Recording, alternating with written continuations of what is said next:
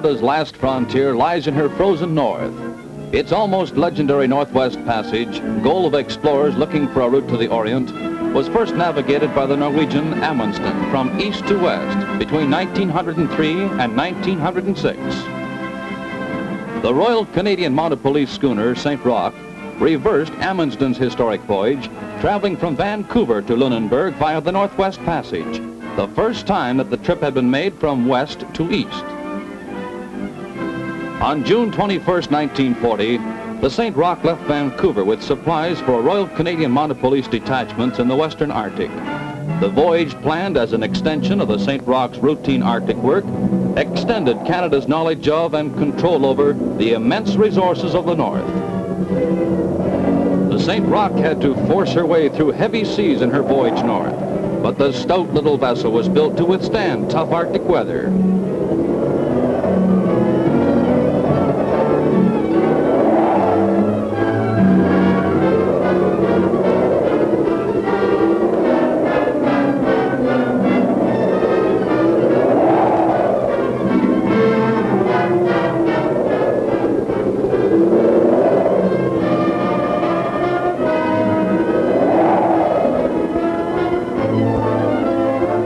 Throughout the voyage, two-way radio kept the St. Roch in constant touch with Royal Canadian Mounted Police headquarters. At Akutan in the Aleutian Islands, the St. Roch paused briefly.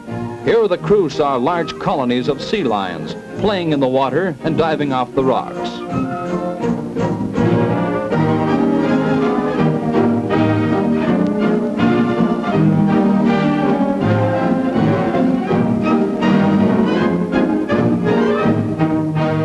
The male is surrounded by his harem, and he fights jealously against any rival who intrudes.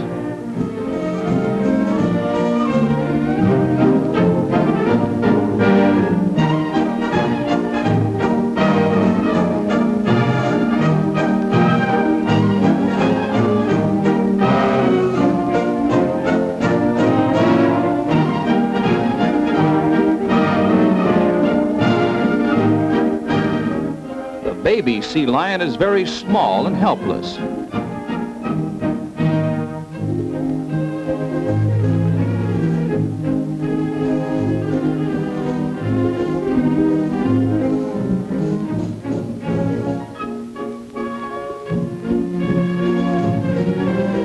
Sea lions are great swimmers, and one of the first things a mother does is to force her baby into the water to teach him to swim.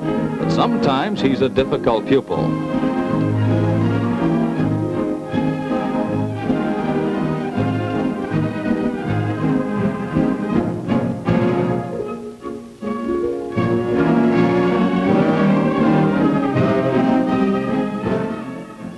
As the St. Roch approached Point Barrow, Alaska, the most northerly tip of the North American continent, she encountered the first floe ice. And from here on, the skipper, Sergeant Henry Larsen, with continuous service on the St. Roch since 1928, had to be on constant guard.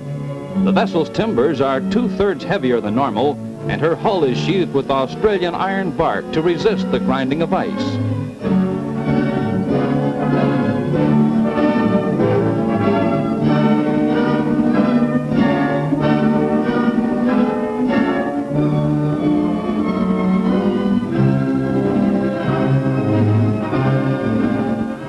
Often the little schooner was stopped by slob ice. Cautiously, however, she barged her way through.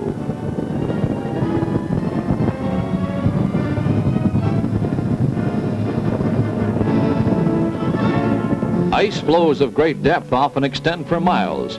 There are no icebergs in the Western Arctic.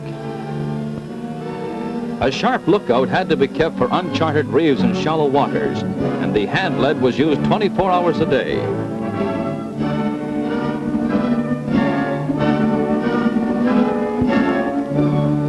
Some days brought clear, fine weather, many fog and blizzards.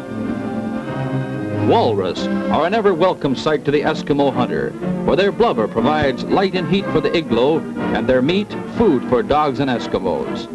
The walrus lives on clams, which he digs from the ocean bottom with his gleaming white tusks. Walrus are dangerous when attacked, especially the seal eater.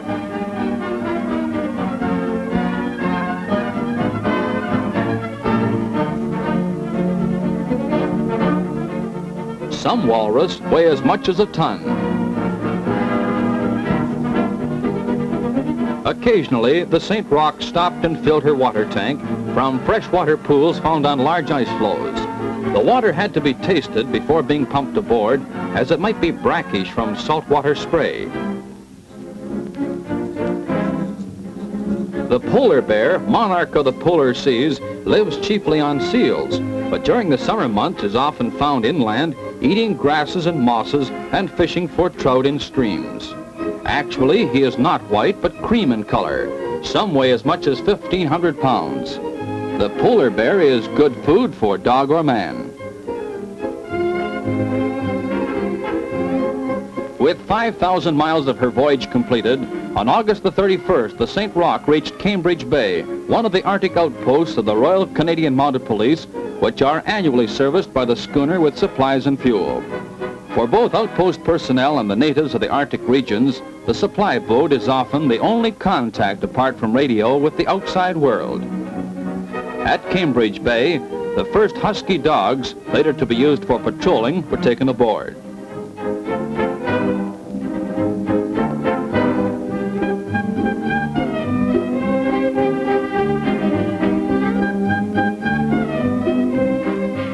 An Eskimo and his family joined the crew here, for later an interpreter would be needed to deal with natives seldom in contact with the white man.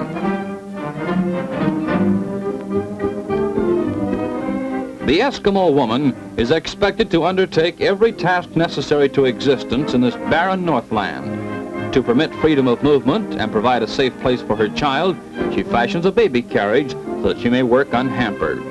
Eskimo women have been known to bear a child one day and on the following day be on the trail.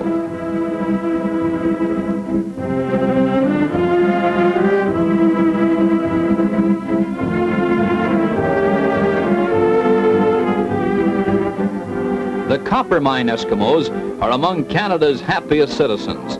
They live to hunt and hunt to live.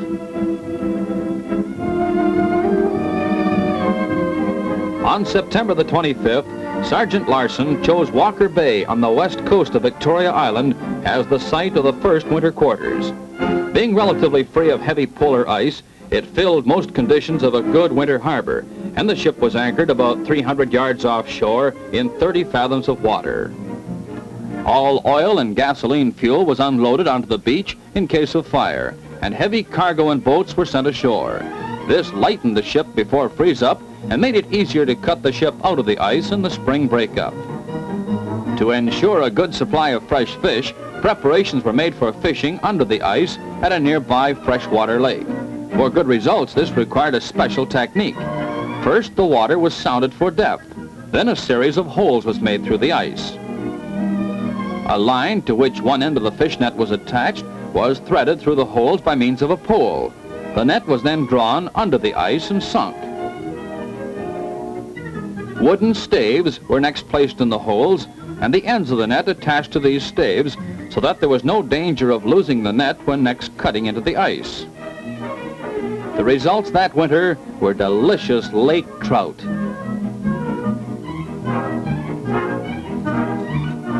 By October 30th, the St. Roch was in position for winter quarters, and all hands were kept busy constructing the ship's winter overcoat. A wooden framework was constructed over the deck, and this was completely covered with canvas, converting the schooner into a snug and warm workshop.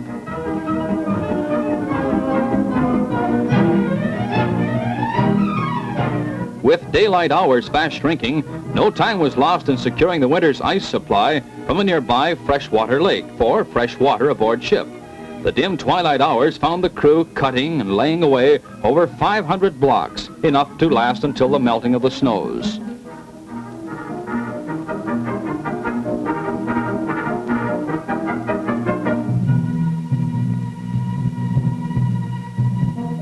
The St. Roch's crew, Constable Hadley, Constable Farrer, Constable Perry, Constable Peters, Corporal Foster, Constable Hunt, Constable Chartrand were all well equipped from head to toe to withstand the winter's chilly blast. It's impossible to exaggerate the importance of the husky in the Arctic. His weight averages 75 pounds, and he's expected to pull a load equal to his own weight, pound for pound. There are many different tribes of Eskimos. Basically of the same race, they often display quite distinct physical characteristics. The high-cheeked Coppermine Eskimos contrast sharply with the flat Mongolian appearance of Eskimos at Walker Bay. In winter, the Royal Canadian Mounted Police travel by dog sled in the Arctic. The runners of the sled are mudded to make travel easier. Vegetable matter from a lake is boiled and placed hot on the runners. Freezing immediately, it is then shaped with a rasp, and many films of ice are added with a wet bearskin mitt to make the runners slide easily at low temperatures. Although the St. Roch was frozen in, the routine work of the Royal Canadian Mounted Police never stopped. Meteorological work was carried out at the base camp, and dog patrols were undertaken, the longest when taking the Eskimo census. In 61 days, 1,100 miles were covered in weather never less than 40 below zero. Many Eskimo villages were visited, where health checks were made, general statistics of the natives and game in the locality were taken, and general police work was carried out. Eskimos in the spring of the year often use caribou skin tents. The huskies are not welcome visitors to the igloo or tent. This wonderful animal lives outside all the year round.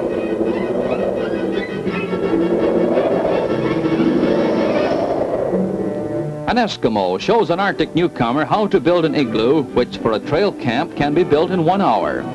The Eskimo cuts his blocks of hard snow with a 16-inch bladed knife. The blocks are trimmed with a slight curve. And as each tier is raised, the angle is made greater until on top of the igloo, the blocks are laid practically flat. The blocks freeze together at points of contact. The cracks are filled with loose snow, which is soon frozen solid, making the igloo draft-proof. A hole is kept open at the top for ventilation. The completed igloo is a perfect dome. But while patrols were out, work continued at the base camp without let-up. The first mate explored the local country dressed in 2 caribou skin suits, the inner with fur next to the skin and the outer trimmed with wolverine. The staple food of the Eskimo is the common hair seal, and this mammal furnishes his every need. The intestines, which the Eskimos eat with great relish, furnishes vitamins. Sewing thread is made from the seal bladder. The bladder, also being very transparent, is sometimes stretched and put to use as igloo windows. The blubber provides heat and light for the igloo and is sometimes eaten by the Eskimo in small cubes for a laxative. Seal meat is high in food value and good for man and dog. The skin is used for footwear, watertight clothing, and for dog harness. The Eskimo prefers his food raw, and in winter, usually frozen.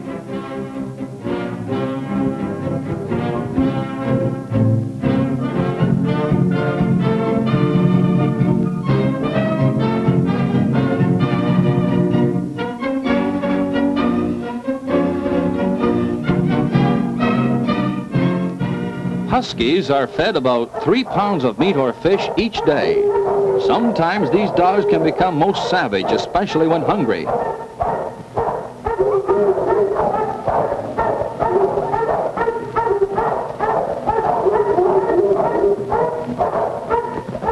The husky puppy somewhat resembles a chow. Always a great favorite with children, his training as the workhorse of the North starts when he's about 8 months old. Some huskies are born to be natural leaders. A dog with these qualities will be singled out as a lead dog, a position he jealously guards. During the 10-month stay of the St. Roch at Walker Bay, the detachment was visited by many natives. In some ways, they resemble Arabs, for they are truly the nomads of the North, never settling down at one place, but always on the move. A few days here, a week there, and the whole family packs up and heads for a new hunting ground. Like the people of Longfellow's poem, they fold their tents like the Arabs. But unlike their Oriental cousins, they do not silently steal away. Far from it, for the bustle of packing up, hitching the dogs to the heavily laden sleds, The goodbyes and the ever-present barking and yelping of the huskies make a noisy farewell.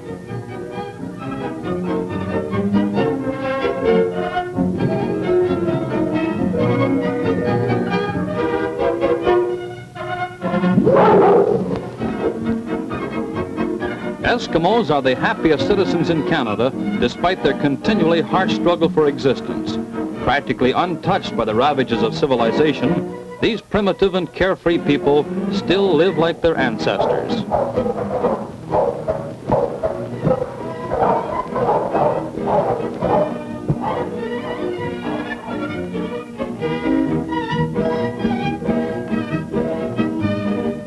In May, the ice showed signs of thawing, and it was time to make the St. Roch ready for the actual trip through the Northwest Passage. Before the breakup, the stern of the ship was cut free, for the rudder and propeller were embedded in solid ice. If this had not been done, there was danger of the vessel being heaved up during the thaw. The stern post and propeller, which would still hold the schooner tight on the ice, would be damaged. Though the work was hard, the now lengthening hours of daylight, along with the prospect of once again getting underway, spurred the crew on to greater efforts.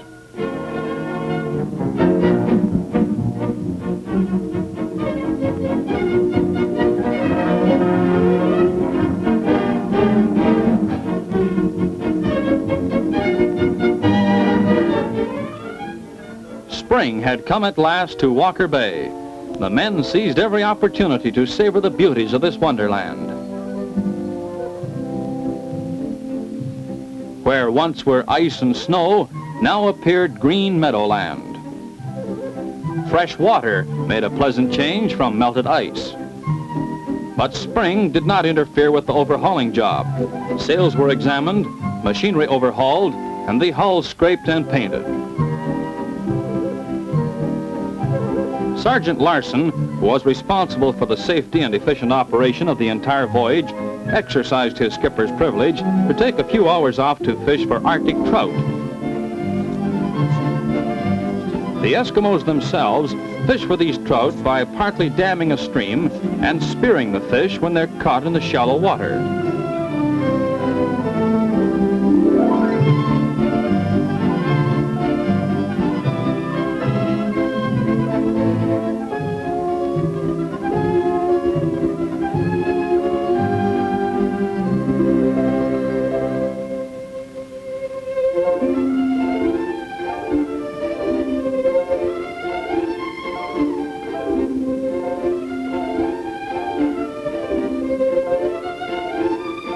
Spring came, and with it the birds of the north, geese and other varieties of waterfowl.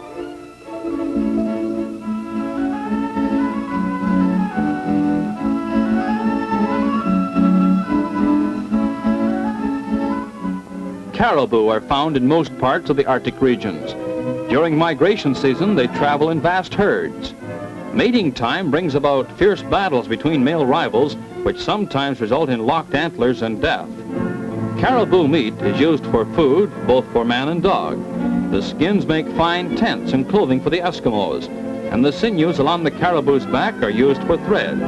Sometimes the fat of the animal is used like seal oil to give heat and light, and is also made into candles. Moose are occasionally seen on the mainland of the western Arctic coast.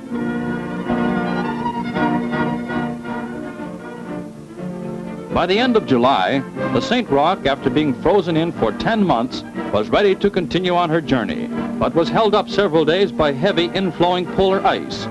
Collinson, a famous Arctic explorer, had wintered in this spot 100 years before when searching for the lost Franklin expedition.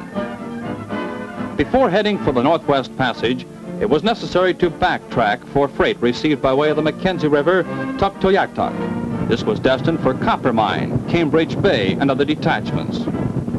Although heavy ice was all about, by using caution, a safe passage was steered. Tuktoyaktuk occupies an important position in the Arctic region near the Mackenzie Delta.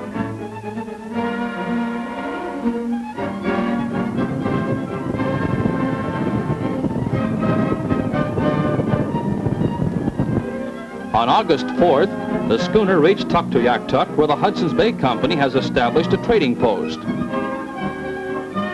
The lumber for the buildings was all brought in by river, for there are no trees this far north.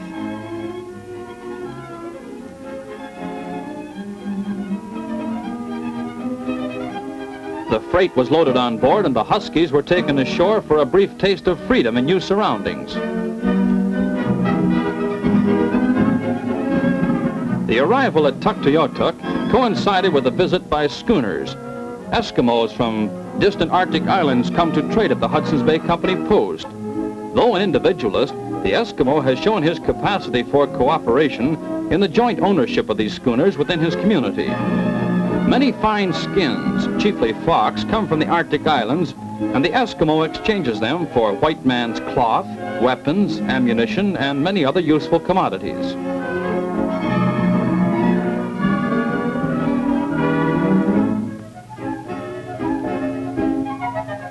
The skins of the white fox and other fur-bearing animals are the currency of the Arctic regions. Washing clothes is an event, for it happens once a year when water is plentiful. A famous trader and explorer in this region, Ole Anderson, visited the St. Roch. The interpreter, George Porter, went fishing for herring at Tuktuk with real success.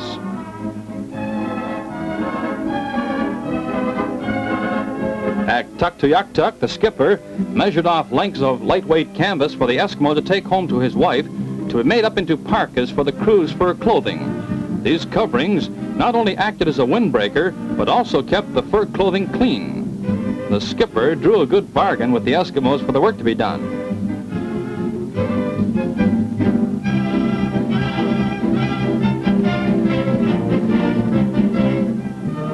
And now the St. Roch entered upon the actual Northwest Passage. Proceeding south of King William Island, much shallow water and many reefs were encountered.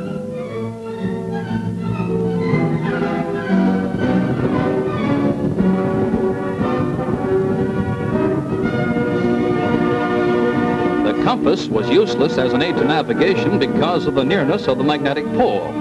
When the sun shone, the sun compass was used, and when the weather was clear, land was in sight. Constable Farrar, the first mate of the St. Roch for 10 years, kept a constant lookout from aloft for reefs. A ship of more than 12-foot draft could not navigate this route through the Northwest Passage. No vessel of the St. Roch's draft had passed through these waters before, and many times she scraped the ocean bottom. Existing charts were very unreliable for these waters, but the little ship was handled by an expert crew which kept her safely on course. Ice floes of enormous depth and extending for miles held up the St. Roch. These ice floes have little time to melt away, for the Arctic summer is very short and the polar sea is cold. In these parts, the ice cannot drift to a large expanse of water to break up and melt completely because it is locked in by many islands and narrow channels.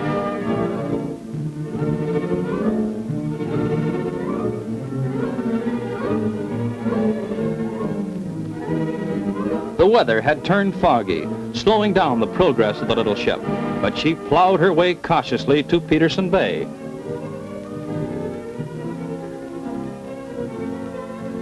And here, after 11 months, the interpreter said goodbye. His little son had provided the crew with many a happy moment, and the father had proven himself not only a good interpreter, but also an able guide and an expert snow house builder.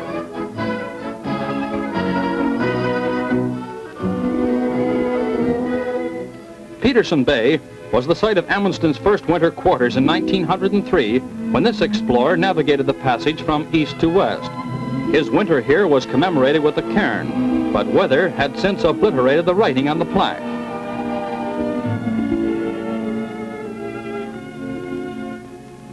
Passing through Franklin Straits recalled the greatest of all Arctic tragedies, when Sir John Franklin in 1847, a British explorer, lost both his ships, the Erebus and Terror, with their crews of 134 men, frozen to death after their ships were crushed in the ice north of King William Island in trying to find the Northwest Passage.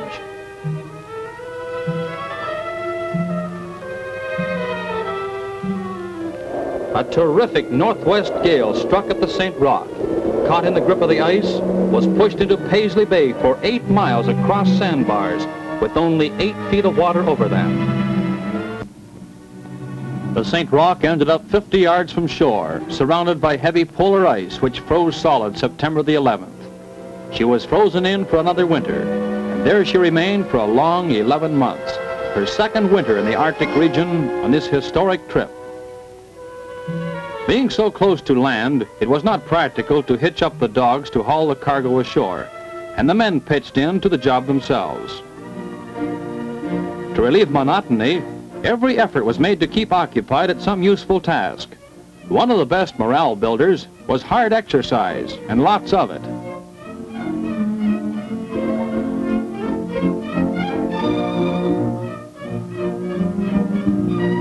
The St. Roch was again converted into a winter workshop.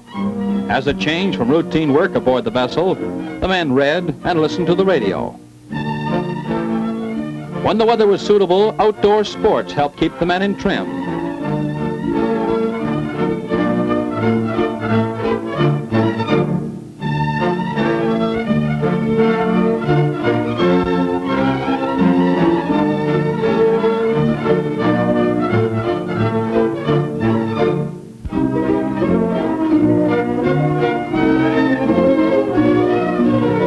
As during the previous year, winter quarters were visited by Eskimos. Those who came to Paisley Bay were from some of the most primitive tribes in the Arctic. Many of them had hardly ever seen a white man, and both the ship and its crew were objects of considerable curiosity. Miles from the nearest trading post or Royal Canadian Mounted Police Detachment, they lived a simple existence in the barren Northland country.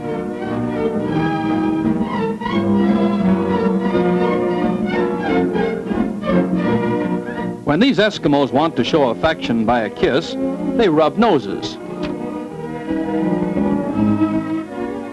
As everywhere in the Arctic, the husky dogs played an important part in life at Paisley Bay. Long patrols inland were undertaken, carrying the work of the Royal Canadian Mounted Police into many remote regions of Boothia Peninsula.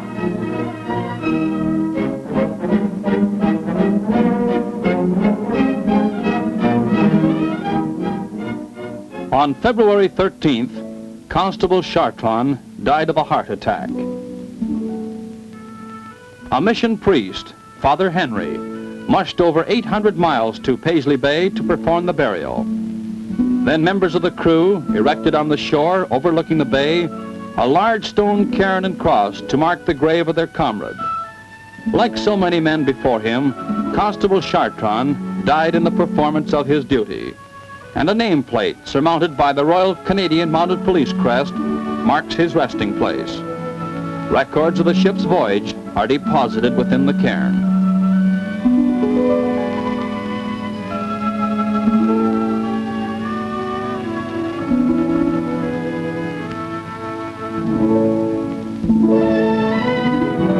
The long winter wore on while the men carried out their duties policing Canada's vast Northland. At last, warm winds, melting snows, blue skies, and thundering waterfalls heralded the approach of spring.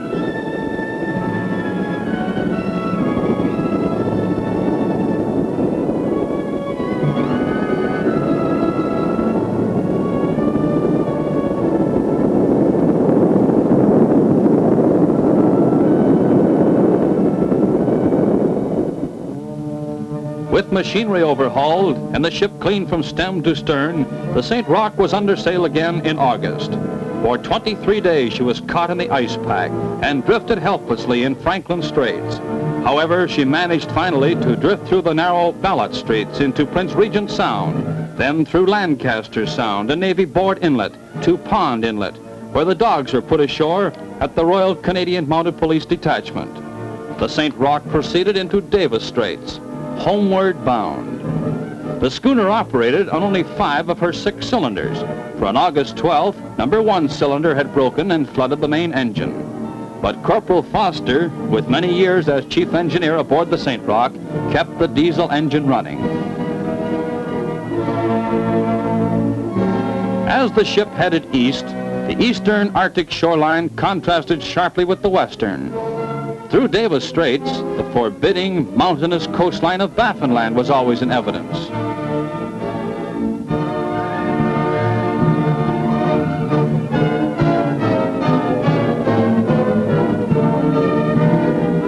Many giant icebergs were seen in majestic and fantastic shapes. 9/10 of an iceberg is submerged underwater.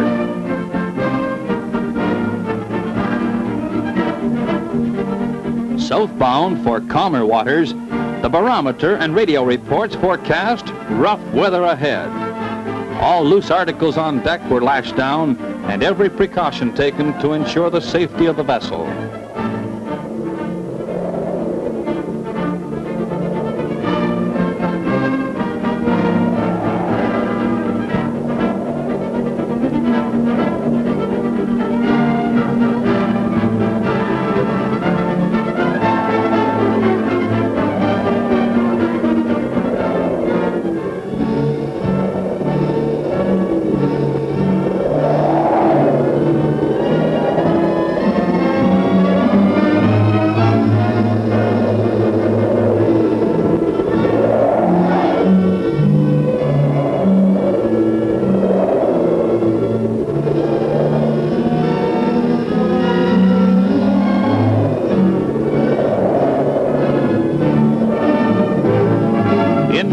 Bay, an ocean current brings great fields of floe ice and icebergs southward. Often an iceberg, as it grows top-heavy, rolls over. The icebergs, riding deeply, drift their own ways southward. It is their last few months of life, after hundreds of years of slow flowing in glacier form from the lofty Arctic mountains to the sea, where they break off in gigantic and striking shapes and drift away to individual existence.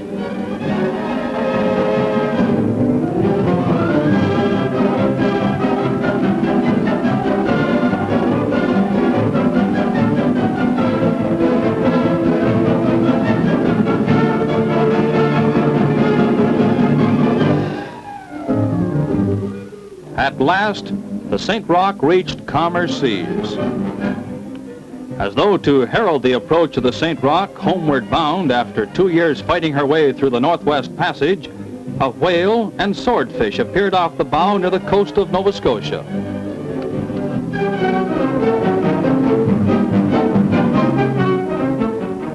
Convoys appeared on the horizon, transporting vital materials of war for our allies abroad.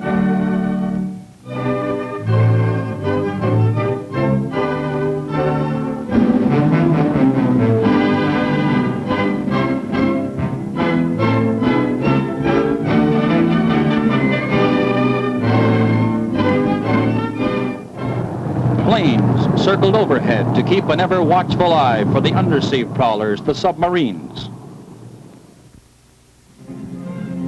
Near the coast of Nova Scotia, the St. Roch passed a graceful schooner, homeward bound from the fishing grounds.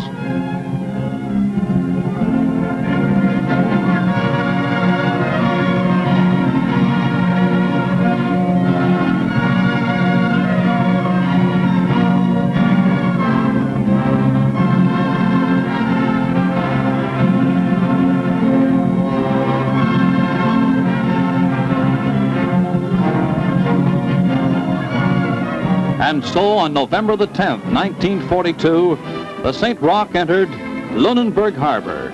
The historic voyage was over and the job done. From Vancouver, British Columbia, over the top of the world to Lunenburg, Nova Scotia, this sturdy schooner had covered over 10,000 miles in 28 months, carrying on the work of the famous police force, the Royal Canadian Mounted Police. Pitting her strength against the toughest elements in the world, the St. Roch and her crew had challenged the Northwest Passage and won.